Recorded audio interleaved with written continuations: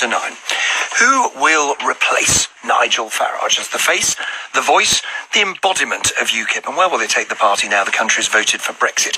We've been speaking to the candidates for the UKIP leadership. The latest is Phillip Broughton, the youngest candidate for the job. He is just 32 years of old. Morning to you, Mr. Broughton.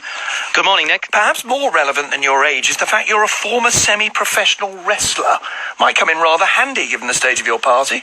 Well, look, Nick, I think we need somebody who is young, strong, passionate, who has the ability to actually communicate our message, but also the skills and talents to lead this party. I mean, we have got to unite as a party, we've got to build a strong team, and we've got to get on with the real job that we've got, which is to take the fight to Labour and the Tories. And I think, I've got real-life experience, I've got political experience. I think they'll all come in very, very handy. Well, you say got to unite, and of course everybody always does in politics. There's a difference between expressing the desire to unite and being able to do it. You haven't even been able to agree, you candidates for the leadership, as to whether you should have debates or not. Well, look, I'm very, very clear. I think we should have debates. I think the more hustings we have, the better. I think we are a true democratic, open party, and that's the way we should always operate. And I'm afraid that there is one candidate in this race who does not want a debate, who wants to try and shut down that debate.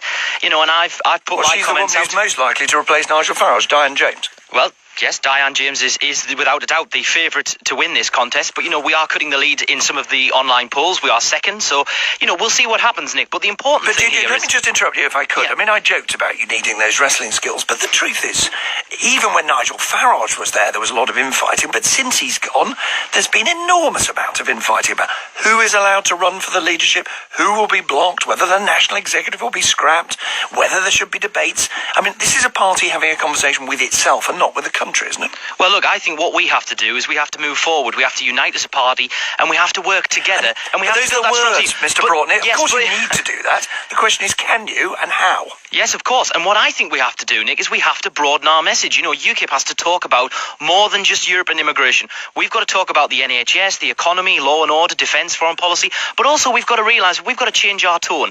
We've got to understand the way we say things is just as important as the words we use. And I think this party has a massive opportunity. If this party stands up for protecting the National Health Service, for a truly fair economy, controlled immigration, tougher policies on law and order, a smaller government, lower taxes, strong defence, if that's the party that UKIP is, and that's what it would be under my leadership, then I think we have an amazing opportunity to do so well at the next general election. Well, let's just unpack that a bit. You want to protect the NHS, but you want a smaller government and you want lower taxes.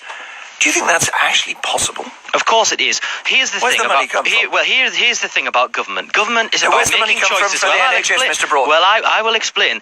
Government is about making choices and choosing priorities. And what I would say is we need to concentrate the resources on the frontline services, our NHS, our armed forces, and the police. So what do you cut to pay for the NHS? Well, what we need to cut, Nick, very, very clearly, foreign aid. We're spending £16 billion on foreign aid. We're spending about £40 billion on quangos. We've got a £60 billion HS2 project which is going ahead, which is a complete and utter white elephant.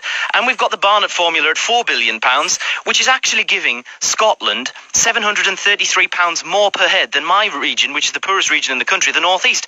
Now, that can't be right. It has to be. Government is about making the right choices, and I think we should be spending the money on our frontline services, our NHS, our armed forces and the police, not these pet political projects of the Westminster elite. It's an interesting pitch, because part of your pitch, isn't it, as you're talking to us from Middlesbrough, is that you understand, as it were, the voters in the north who might come to you from the Labour Party, and yet your central pitch is to make Scotland significantly poorer while cancelling the biggest infrastructure project to benefit the north in decades. No, I don't agree with that. Well, that's what you said. You want to get rid of the Barnett formula. What I'm saying is the Barnett formula needs to be reformed because England needs to get a fair deal as well. It can't be right that Scotland is getting £733 more per head than the poorest region in the country, my region, the North East. That's not fair. If we actually reform the Barnett formula, which is what I'm saying, then you would actually make it more fair so that all regions of the country get a fair deal.